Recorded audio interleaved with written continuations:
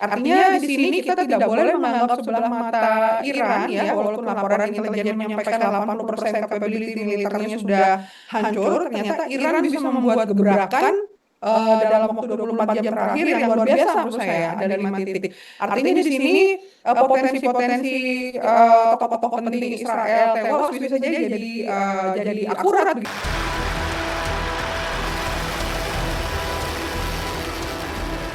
Korps Garda Revolusi Islam atau IRGC merilis rekaman yang menunjukkan apa yang mereka sebut dengan gelombang ke-42 peluncuran rudal balistik. Dengan meneriakan takbir, serangan yang merupakan bagian dari operasi True Promise 4 ini melibatkan beberapa jenis rudal, termasuk rudal Emad, rudal Qadar, rudal Kibar Sekan, dan rudal Fatah. IRGC mengumumkan bahwa rudal yang diluncurkan di tengah gelombang serangan baru tersebut menargetkan Tel Aviv serta pangkalan militer Amerika Serikat di seluruh wilayah. Dilakukan dengan slogan Labbaik Ya Khamenei, serangan itu memperingati apa yang mereka sebut sebagai para martir perang Ramadan. Sementara itu, media Israel melaporkan bahwa ledakan besar terdengar di wilayah Tel Aviv Raya setelah sirine serangan udara berbunyi.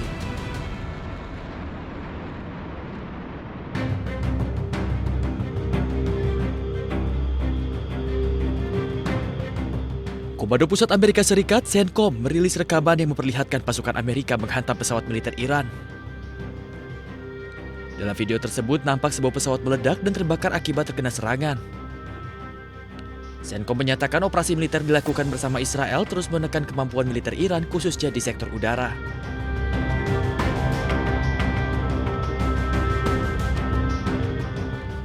CENTCOM pun menyebut kemampuan udara Iran terus melemah dari hari ke hari. Sementara itu, Presiden Amerika Serikat Donald Trump mengklaim telah memenangkan perang atas Iran.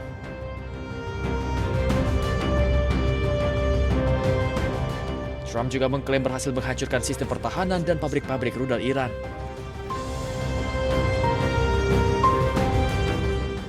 And we've won. Let me say, we've won. You know, you never like to say too early you won. We won. We won the bet. In the first hour, it was over. We got to finish the job, right? Over the past 11 days, our military has virtually destroyed Iran. Tough country. Their air force is gone, totally gone.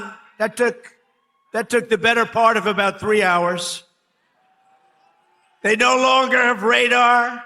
They don't have anti-aircraft equipment. They don't have anything. Their missiles are down 90%.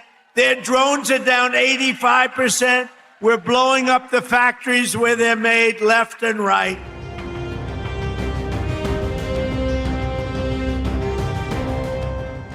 Sebelumnya, CENTCOM juga merilis rekaman yang menunjukkan pasukan yang menjerat kendaraan dan amunisi militer Iran seiring berlanjutnya operasi gabungan dengan Israel melawan Teheran.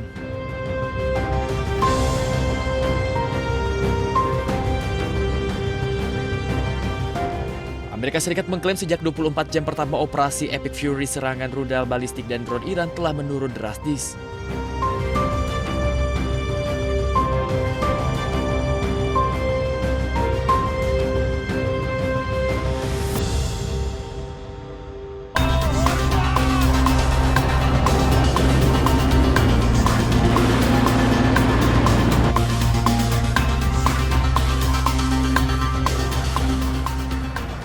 Okay, and with respect Very soon. Look, everything they have is gone, including their leadership.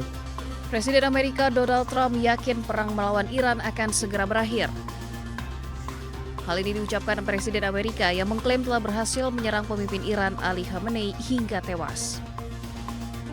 Namun hal ini dibantah Wakil Menteri Luar Negeri Iran. Menurut Garibabadi, Iran saat ini lebih unggul dalam konflik yang terjadi di Timur Tengah. Ia menegaskan yang akan mengakhiri perang melawan Amerika dan Israel adalah Iran. ما الان دست برتر رو داریم. ببینید اینها هر طرحی که کردن شکست خوردن. همین الان هم به اهداف خودشون نرسیدن. جمهوری اسلامی ایران خسارات سنگین و دردناکی رو به رژیم صهیونیستی و آمریکا و متحدانشون وارد کرده. شما وضع اقتصاد جهانی و انرژی رو شما ببینید، این بسیار برای اونها دردناک است. پس ببینید ما ضربات مهلکی رو وارد کردیم در این زمینه. پس ما در واقع اینجا دست برتر رو داریم و از این رو در واقع جمهوری اسلامی ایران پایان جنگ رو در واقع تعیین خواهد کرد. Perang melawan Amerika dan Israel hanya akan berhenti jika ada jaminan serangan tidak akan terulang. Iran pun menolak sejumlah permintaan gencatan senjata yang dilakukan beberapa negara termasuk Cina, Perancis, dan Rusia. Menanggapi keterangan Wakil Menteri Luar Negeri Iran, Menteri Pertahanan Israel akan melancarkan serangan ke Iran tanpa batas waktu.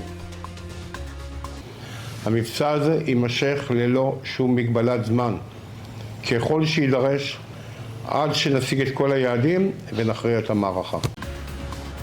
Operasi militer gabungan Amerika Israel terhadap Iran diluncurkan pada 28 Februari 2026.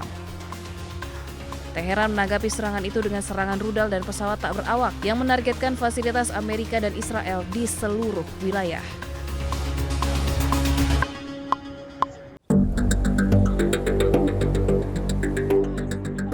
Para demonstran berkumpul di Seoul untuk menunjukkan duka atas anak-anak sekolah Iran yang tewas dalam serangan mematikan oleh Amerika Serikat dan Zionis Israel.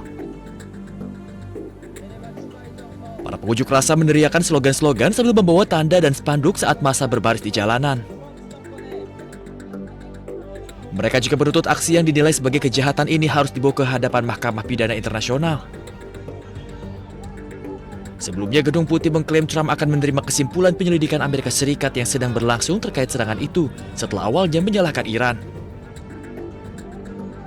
Sebelumnya, rudal Tomahawk menghantam sekolah dasar Putri Sajareh Tayyebe di Minab hingga menewaskan anak-anak.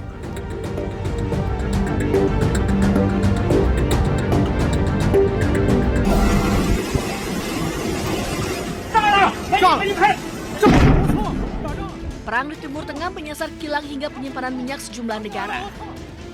Serangan terbaru menghantam tempat penyimpanan minyak di Oman. Api pun menyebar dengan cepat dan hingga kini masih dalam proses pemadaman.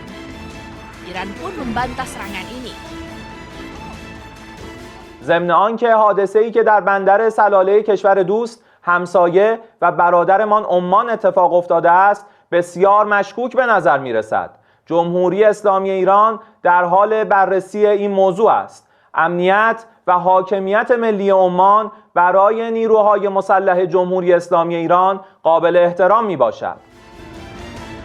Tak hanya di Oman, kilang minyak di Bahrain juga meledak usai dihantam rudal pada Senin 9 Maret lalu.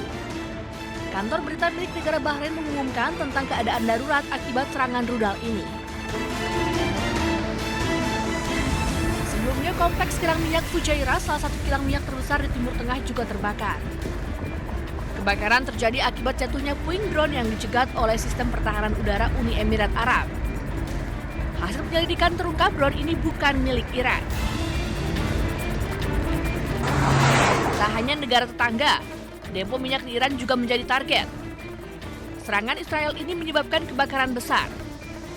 Kebocoran minyak dari depo yang rusak bahkan menjalar ke jalan-jalan di Teheran. Langit Teheran Iran pun menghitam usai depo minyak diledakkan Israel.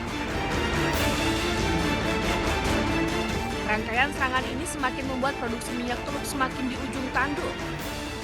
Negara-negara di dunia pun terus mencari cara untuk mengantisipasi krisis minyak dunia. Indonesia pun langsung mengalihkan impor minyak mentahnya dari Timur Tengah ke Amerika Serikat.